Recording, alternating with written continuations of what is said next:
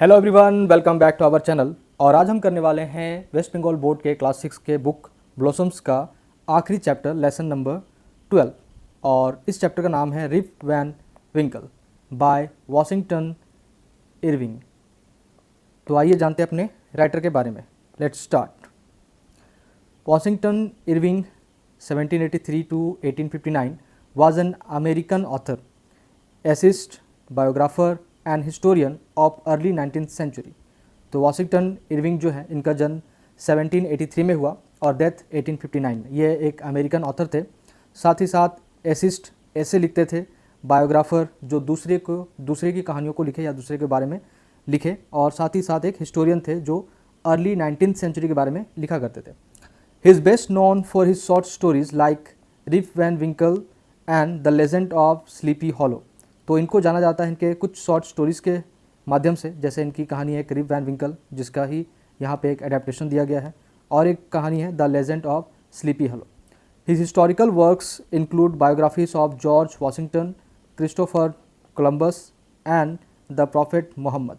तो यहाँ पे इनके कुछ हिस्टोरिकल वर्क्स को भी जाना जाता है, इनके काम को। इन्होंने बहुत सारी बायोग्राफीज़ भी लिखी, जिनमें से एक जॉर्ज वाशिंगटन के ऊपर है, क्रिस्टोफर कोलंबस के ऊपर, साथ ही साथ प्रॉफेट मोहम्मद के ऊपर भी इन्होंने बायोग्राफी लिखी है। The present story is in adaptation of the original short story. तो जो ओरिजिनल शॉर्ट स्टोरी है रिप वैन विंकल, उसका भी एक छोटा वर्जन एडेप्टेशन आज हम पढ़ने वाले हैं। तो चलिए चलते हैं अपनी स्टोरी की तरफ। Let's read. In a village among the Catskill mountains there lived a simple good natured fellow called Rip Van Winkle. तो एक गांव में कैटस्किल माउंटेन्स के पास एक सिंपल सा अच्छा नेचर वाला एक इंसान, फेलो मीन्स मैन, रहा करता था, जिसका नाम था रिप वैन विंकल। तो ये उसका पूरा नाम है। The children of the village loved him. जो उस गांव के बच्चे थे वो उसे बहुत ज़्यादा पसंद करते थे। ही असिस्टेड मीन्स हेल्प्ड, मदद करता था। He assisted at their sports and made their playthings. तो यहाँ पे जो रिप वैन विंकल था, जो रिप था, वो हमेशा बच्चों की मदद किया करता था उसके खेल में, स्पोर्ट्स में, उनके प्ले थिंग्स में। प्ले थिंग्स मतलब जैसे कोई खिलौना बनाना हो, तो वो बच्चों को खिलौने बनाकर देता था। He also taught them to fly kites. उसने बच्चों को सिखाया था कि कैसे काइट्स फ्लाई करती है, मतलब कि पतंग कैसे उड़ाई जाती है। साथ ही साथ एंड शूट मार्बल्स, और गोलियाँ कैसे खेलते, कंचे जिसको कहते हैं, या फिर जो शीशे के बने हुए मार्बल्स होते हैं। एंड टोल्ड देम स्टोरीज, साथ ही साथ उन्हें कहानियाँ भी सुनाया करते थे। Rip helped everyone in their work but could not keep his own farm in order. तो रिप जो है वो हर किसी की मदद किया करता था उनके कामों में, बट अपने खुद के फार्म, अपने फील्ड मतलब अपने खेत की ध्यान नहीं रखता था। मतलब उसका खुद का खेत जो था वो सही से नहीं था। His fences fell to pieces, his cow strayed, weeds grew in his field. तो उसका जो फेंस था, फेंस मतलब कि बाड़ा, चारों तरफ जो खेत के चारों तरफ लगाते हैं बाड़ा, वो टूट चुके थे, पीसेस हो चुके थे। उसके जो गायें थी, बाड़ा टूट जाने की वजह से जो गाय वो पाला करता था वो बाहर निकल गई थी, और वो जाके स्ट्रेड हो गई थी, मतलब कि वो सड़कों पे रहती थी, लाइक स्ट्रीट एनिमल, जैसे डॉग रहते हैं उस तरह से ये रहना शुरू कर दी। उसके खेतों में, फील्ड के अंदर वीड्स आ गए थे, ग्रास हो गया था, बहुत ज़्यादा घास, या एक तरह से कहें तो छोटी छोटी झाड़ियाँ हो चुकी थी, जिससे बहुत ज़्यादा परेशानी हो रही थी। His wife complained about his idleness. यहाँ पे जो उसकी वाइफ है वो हमेशा कंप्लेन करती थी उसके आइल्डरनेस के, मतलब वो हमेशा खाली बैठा रहता था। खाली बैठा रहना मतलब कि कोई काम नहीं करता था। His son Rip inherited his habit. यहाँ पे एक ध्यान देंगे कि जो रिप वैन विंकल है, उसके बेटे का भी नाम रिप है, हो सकता है उसका पूरा नाम रिप वैन विंकल ही हो। और जिस तरह से फादर खाली बैठा करते थे या कोई काम नहीं करते थे, ध्यान नहीं देते थे घर पे, उसी तरह से उसका बेटा भी ये सब चीज़ें सीख रहा था। इनहेरिटेड मतलब उनसे आगे सीखते जाना, ये उसी तरह से हैबिट उसका बनता जा रहा था, मतलब जैसा फादर था वैसा ही उसका सन होता जा रहा था। हिज सोल मतलब only follower was his dog Wolf. तो यहाँ पे जो रिप है उसका एक अकेला साथी था जिसका नाम था वुल्फ, वो एक डॉग था। Rip used to sit and talk with his friends on long summer days. तो रिप का ज़्यादातर काम होता था कि वो बैठा रहे और अपने दोस्तों से मिलकर के बातें करता रहे, खासकर लॉन्ग समर डेज में, गर्मियों के लंबे दिनों में। Nicholas Vedder the landlord of the village inn was Rip's good friend. तो यहाँ पे एक नाम है निकोलस वेडर, जो एक लैंडलॉर्ड है, मतलब उस गांव का लैंडलॉर्ड है, ज़मींदार है, और उसका अपना एक विलेज इन है। विलेज इन मतलब गांव में एक होटल के टाइप का है, बाहर से अगर लोग आते हैं या फिर कहीं से भी लोग आते हैं तो उसमें रह सकते हैं। विलेज इन है, उसका वो मालिक है और साथ ही साथ रिप का अच्छा दोस्त भी है। Rip had to leave this group eventually as his wife complain that his friends encouraged his idle habit. तो जो रिप है उसने अपने ग्रुप को छोड़ दिया, इवेंचुअली इस ग्रुप को लीव कर दिया, क्योंकि उसकी वाइफ का कंप्लेन था कि उनके दोस्तों ने ही उसे इनकरेज किया, उनको बढ़ावा दिया है कि वो इस तरह से खाली बैठे रहे। क्योंकि हो सकता है लैंडलॉर्ड जो है निकोलस स्वैडर, उसके पास विलेज इन है, उसका पैसा वहाँ से आता हो, उसे और कुछ करने की ज़रूरत ना पड़े। बट जो रिप है उसका खुद का फार्म है, खेत है, उसे अपने गायों को देखना होता है, लेकिन वो क्या करता है उस विलेज इन में जा करके अपने दोस्त के साथ बैठ करके गप्पे मारता है। इस वजह से उसकी वाइफ कंप्लेन करती है कि तुम्हारे दोस्तों ने ही तुम्हें बिगाड़ा है। इस वजह से रिप उस ग्रुप को छोड़ देता है, मतलब अपने दोस्तों को वहाँ पे या दोस्तों से मिलना छोड़ देता है। Poor Rip was reduced almost to despair. तो पुअर रिप मतलब बेचारा, गरीब नहीं, बेचारा रिप जो था वो धीरे धीरे आना जाना बंद कर देता है, दोस्तों से मिलना बंद कर देता है और ऑलमोस्ट गायब ही हो जाता है, मतलब लोगों को दिखना ही बंद हो जाता है। He started walking away into the woods with Wolf. अब वो ज़्यादातर टाइम कहाँ रहता है, जंगलों में घूमता रहता है। वुड्स मतलब जंगल, जंगलों में घूमता रहता है अपने वुल्फ के साथ। वुल्फ यहाँ पे नाम है उस डॉग का, वुल्फ मतलब भेड़िया भी होता है, तो वो भेड़िया नहीं है बल्कि उस डॉग का नाम वुल्फ है। On one of these days Rip had gone high up the Catskill mountain. एक बार उन दिनों में रिप जो है वो कैटस्किल के माउंटेन पे काफ़ी ऊंचाई पे चला गया। From there he look down into deep and dark valley. उसके बाद वहाँ से वो नीचे देखा, देखने पे उसे बहुत बड़ा वैली दिखाई दिया। वैली मतलब होता है पहाड़ों के बीच के जो नीचे की जगह होती है, a place between mountains. Evening was gradually advancing. Evening जो है वो धीरे धीरे बढ़ता जा रहा था, एडवांसिंग मतलब कि अंधेरा बढ़ता जा रहा था। He felt that he should return home. उसे अब लगा कि उसे वापस घर जाना चाहिए। As he was about to go down he heard a voice from the distance calling Rip Van Winkle, Rip Van Winkle. तो जैसे ही वो वापस आने के लिए पहाड़ से नीचे उतरने के लिए घूमा, वैसे ही उसे दूर से एक आवाज़ सुनाई दी, जैसे उसे कोई बुला रहा हो उसका नाम लेके, Rip Van Winkle. Next part में चलते हैं, continue. He saw a strange figure slowly coming up to the rocks. उसके बाद उसने देखा कि एक स्ट्रेंज फिगर जो है, बड़ा ही अजीब सा इंसान उसके तरफ बढ़ा चला आ रहा है, उन पहाड़ों से होता हुआ। ही carried something heavy on his back. और साथ ही साथ उसने बहुत ही भारी कुछ अपने कांधे पे या अपने पीठ पे लाद रखा है। Coming closer Rip saw a short old man with thick bushy hair and a beard. उसके बाद जब वो इंसान रिप के पास आया तो उसने देखा कि एक छोटा सा ओल्ड मैन है, बूढ़ा सा इंसान है, जिसके थिक बुशी हेयर है। बुशी मतलब झाड़ीदार, हेयर है मतलब बाल है, और साथ ही साथ उसके दाढ़ी है। He made sign for Rip to assist him with the load. उसके बाद उसने इशारा किया, मतलब वहाँ पे जो बूढ़ा आदमी था जिसने पीठ पे अपने कुछ सामान लाद रखा था, उसने रिप को इशारा किया हेल्प के लिए, असिस्ट करने के लिए, जो उसके साथ लोड था। Always helpful Rip did so. और जिस तरह से रिप था जो हमेशा लोगों की मदद करता था, उसने इसकी भी मदद की उस सामान को ढोने में। They came to round hollow surrounded by trees. उसके बाद वहाँ से चलते हुए लोग एक गोलाकार खोखले जगह पर पहुँच गए। खोखला जगह था, होलो प्लेस था, उसके अंदर जो बाकी पेड़ों से घिरा हुआ था, मतलब ऐसे आम इंसान कोई देख नहीं पाएगा, ऐसी जगह पे था। On a level spot in the centre he so most unusual crowd of the people playing eight 9 pins. उसके बाद जब वो अंदर घुसा तो जो लेवल स्पॉट था, मतलब जो प्लेन एरिया था, वहाँ जाने पे उसे देखा कि उसमें लगभग बहुत सारे लोग थे। अनयूजुअल क्राउड मतलब जिसको लोगों ने देखा ना हो। यहाँ पे जो रिप है उसने इन तरह के लोगों को नहीं देखा था, इतने सारी भीड़ को नहीं देखा था। और ये लोग वहाँ पे 9 पिंस खेल रहे थे। एक तरह का गेम है लाइक स्केटल्स, जिसमें एक बॉल से कुछ चीज़ों को गिराया जाता है, तो यहाँ पे 9 पिंस इसी गेम का नाम था। वो लोग ऐसा ही कुछ खेल रहे थे। They look peculiar. Peculiar means strange, अजीब लग रहे थे देखने में। One had a large head, broad face and small piggish eyes. एक का एक बहुत बड़ा माथा था, सर था, उसका ब्रॉड फेस था, चपटा बड़ा सा फेस, और साथ ही साथ पिगीज आइज, आंखें बहुत छोटी थी जैसे पिग की आंखें हों। The face of another seem to consist entirely of nose. और दूसरे के चेहरे को देख के लग रहा था जैसे पूरा जो नोज़ है, नाक ही उसका पूरा चेहरा हो। They all had beard. उनके सबकी दाढ़ियाँ थी, of various shapes and colours, अलग अलग शेप की और अलग अलग कलर्स की। They were enjoying themselves yet were silent. और जब तक रिप वहाँ पे नहीं आया था, या रिप को जब तक उन लोगों ने नहीं देखा था, तब तक वो लोग इन्जॉय कर रहे थे। जैसे ही उन्होंने रिप को देखा वहाँ पे वो लोग साइलेंट हो गए। मतलब पहली बार किसी को किसी इंसान को उन लोगों ने यहाँ पे देखा होगा, इस वजह से वो साइलेंट हो गए। They looked at Rip with a fixed statue like gaze, और जैसे ही रिप को उन्होंने देखा तो मानो जैसे वो लोग स्टैचू हो गए, जैसे कोई मूर्ति बन गए, और रिप को घूरना शुरू कर दिया। His companions it seemed was carrying some liquid in a keg on his back.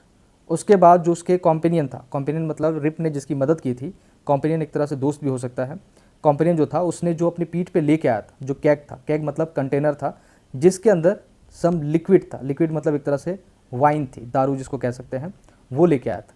This was unloaded and every one drank from the CAG, और उसको अनलोड किया गया, मतलब रिप ने उससे मदद की उस बड़े से कंटेनर को उसको पीठ से हटाने या उतारने में। उसके बाद सारे लोग उससे पीना शुरू करते हैं। Rip was fearful at first, शुरुआत में तो रिप को बहुत ज़्यादा डर लग रहा था वहाँ पे। After a while his fear subsided, उसके बाद कुछ देर के बाद, वहाँ रहने के बाद, उन लोगों के साथ मिलने के बाद, उसका जो डर था, फियर जो था, वो कम होना शुरू हो गया। Feeling thirsty he had several drinks himself, तो शुरुआत में तो उसे डर लग रहा था पीने में भी और उनके साथ रहने में भी, बट उसे प्यास लगी तो उसने भी वो जो कैग था उसमें से निकाल करके वाइन पीनी शुरू कर दी। स्लोली हिज आइज क्लोज्ड ही फेल इनटू डीप स्लीप, उसके बाद धीरे धीरे उसकी आंखें बंद हो गई और वो गहरी नींद में चला गया। On waking he found himself on high hill where he had first seen the old man, जब वो उठा तो वो अपने आप को उसी जगह पाता है जहाँ पे फर्स्ट टाइम उसने उस बूढ़े इंसान को आते देखा जिसके पीठ पे एक लोड था। It was a bright sunny morning, आज का जो दिन था वो बड़ा ही ब्राइट सनी मॉर्निंग था, बादल नहीं थे, आसमान साफ था। The bird twittering among the buses, और आसपास की झाड़ियों में जो बर्ड्स थी वो ट्विटरिंग कर रही थी, सॉन्ग गा रही थी या फिर चहचहा रही थी। Surely though Rip I have not slept here all night, तो यहाँ पे जो रिप है वो अपने आप से ही कह रहा है कि मुझे लगता है मैं पूरी रात यहाँ पे नहीं सोया हूँ। मतलब यहाँ पे जो रिप था वो शाम के ढलने के टाइम में वापस जाने वाला था, बट वो जा नहीं पाया। अब उसे लगता है कि उसने जो पी ली थी उसकी वजह से वो रात भर यहाँ पे पड़ा हुआ है।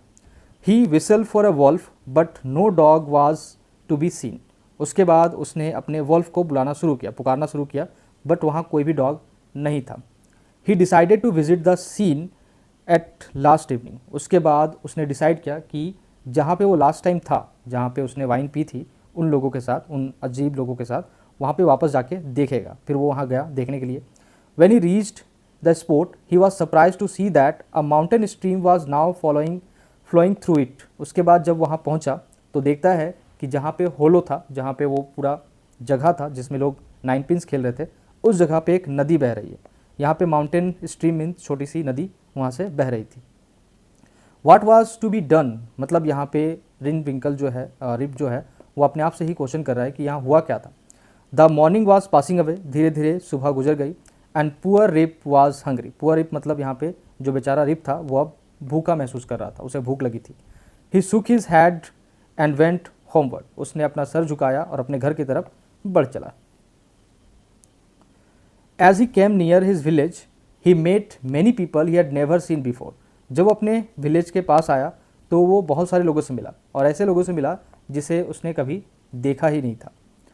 This surprised him as he thought he knew everyone around his village, उसके बाद ये चीज़ उसे बहुत ज़्यादा सरप्राइज़ किया क्योंकि वो विलेज के हर किसी को जानता था, क्योंकि वो हर किसी की मदद करता था, वो हर किसी से बात करता था, तो वो सबको जानता था। बट जब वो विलेज में आया इस टाइम तो वो किसी को पहचान ही नहीं पा रहा था। They all stared at him with surprise, और बाकी जो लोग थे वो भी इन्हें घूरे जा रहे थे। स्टेयर्ड मतलब घूरना, सरप्राइज से। Rip suddenly notice that his beard had grown a foot, Rip ने सडनली नोटिस किया कि उसकी जो दाढ़ी है वो उसके पैरों तक लंबी हो चुकी है, और इस वजह से लोग उसे घूर रहे थे।